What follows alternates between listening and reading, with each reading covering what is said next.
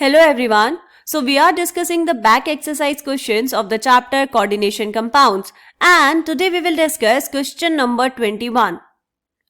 So the question is FeCN6 4- and FeH2O6 2+ are of different colors in dilute solutions. Why?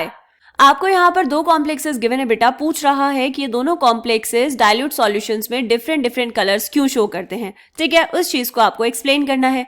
देखो, दोनों ही complexes में जो metal है आपके पास वो है Fe और दूसरे वाले कॉम्प्लेक्स में भी यहाँ है Fe. ऑक्सीडेशन स्टेट की अगर हम बात करें तो यहाँ पे ये होगा Fe2+ में और ये भी होगा 2+ में. इलेक्ट्रॉनिक कॉन्फ़िगरेशंस लिखो. Fe का एटॉमिक नंबर होता है बेटा 26, तो इलेक्ट्रॉनिक कॉन्फ़िगरेशन होगी 3d6 4s2.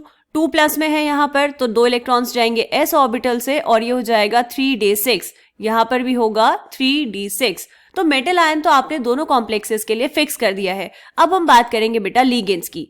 पहले कॉम्प्लेक्स में जो लीगेंड है वो है Cn-, जो कि एक स्ट्रॉन्ग फील्ड लीगेंड है. स्ट्रॉन्ग फील्ड लीगेंड का मतलब क्या हुआ कि यहाँ पर जो क्रिस्टल फील्ड स्प्लिटिंग होगी वो ज्यादा होगी, और क्रिस्टल फील्ड स्प्लिटिंग ज्यादा होगी तो जो क्रिस्टल फील्ड स्प्लिटिंग एनर्जी है दैट इज CFSE वो भी ज्यादा होगी, राइट. वेयर एज अगर हम दूसरे कॉम्प्लेक्स में बात करें तो आपको जो लीगेंड दिया हुआ है वो है H2O, and H2O is a weak field ligand. Weak field ligand का मतलब क्या हुआ बेटा कि यहाँ पर जो CFSE की वैल्यू होगी वो कम होगी. बहुत ज्यादा स्प्लिटिंग ये वाला लीगेंड नहीं करवा पाएगा. ठीक है, इसको अगर आपको थोड़े और अच्छे से समझना है तो हम यहाँ पर ऑर्बिटल्स ड्रॉ कर लेंगे. मान लीजिए ये है आपके पास T2G ऑर्बिटल्स और यहाँ पर हमने ड्रॉ किए EG ऑर्बिटल्स. तो इन दोनों सेट ऑफ ऑर्बिटल्स के बीच में जो गैप है वो ज्यादा है और उसी को हम क्या बोलते हैं बेटा, इसी को हम बोलते हैं CFSE, जिसको हम डिनोट करते हैं डेल्टा O से, राइट. वेयर एज अगर हम दूसरे कॉम्प्लेक्स की बात करें तो यहाँ पर हमने बनाए T2G ऑर्बिटल्स और बिल्कुल यहीं पर हमने बनाए EG ऑर्बिटल्स. तो इस केस में जो ये दो सेट हैं इनके बीच का जो डिफरेंस है, जो एनर्जी डिफरेंस है वो कम है.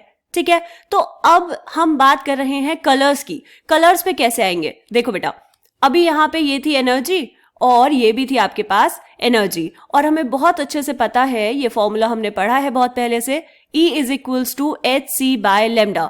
तो जिसके लिए एनर्जी जितनी ज्यादा होगी वो उतनी ही कम वेवलेंथ की लाइट को एब्जॉर्ब करेगा, राइट. क्योंकि यहाँ पर आपके पास different crystal field splitting energy की वैल्यू है, इसीलिए यहाँ पर जो वेवलेंथ एब्जॉर्ब होगी और यहाँ पर जो वेवलेंथ एब्जॉर्ब होगी वो दोनों डिफरेंट होंगी, और उसी के कॉरस्पॉन्डिंग उन्हीं का कॉम्प्लीमेंट्री कलर आपको दिखेगा. तो इसीलिए जो ये वाला कॉम्प्लेक्स है वो कुछ और कलर शो करेगा और ये दूसरे वाला कॉम्प्लेक्स कुछ और कलर शो करेगा. ठीक है, बात समझ आ गई. अब इसको हम लिखेंगे कैसे, देखो बेटा, इसको आप चाहें तो ऐसे लिख सकते हैं. As the ligand Cn- and H2O possess different crystal field splitting energy, which is delta O, they absorb different components of visible light for DD transition. Hence, the transmitted colors are different in dilute solutions.